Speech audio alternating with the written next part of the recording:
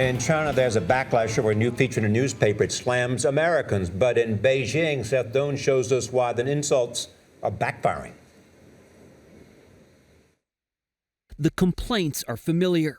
A disgruntled flyer annoyed at an airline, or a New Jersey resident ripped off by a locksmith.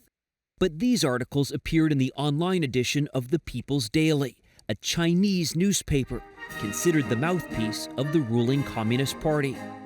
The column's title was called the Dishonest American Series. Originally, a subheadline explained, "We want to unveil some incidents to provide a more objective picture of what the U.S. and Americans are really like." Michael Ante is a blogger and freelance journalist in Beijing. Why did the People's Daily do this, start this column? Because it's part of the propaganda job. Demonize the America is part of job of propaganda. At least 4 almost gossipy articles appeared between March and May. The locksmith ripoff story contained the caution, consumers will realize the fees they pay are much higher than shown on the advertisements, adding, incidents like this are commonly seen in America. Rather than fueling anger among Chinese, the series has been ridiculed in social media.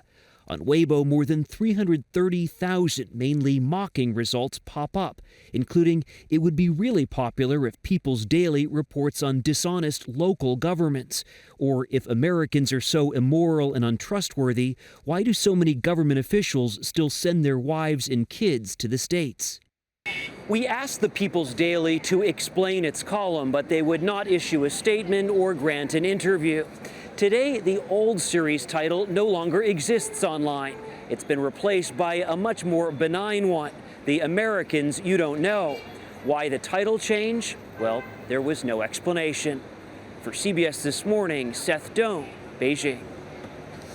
All of this, as you well know, leading up to this huge weekend in which the president of China, the president of the United States, will talk about these very serious issues. The first time President Obama and he have met since this new Chinese president was elected. There is, of course, the issue of cybersecurity, North Korea, a number of regional security issues at stake. It's going to be a big deal. And the power of the Chinese economy. The power of the Chinese economy and how much they're buying. That's right. Exactly. We'll be following it. Good.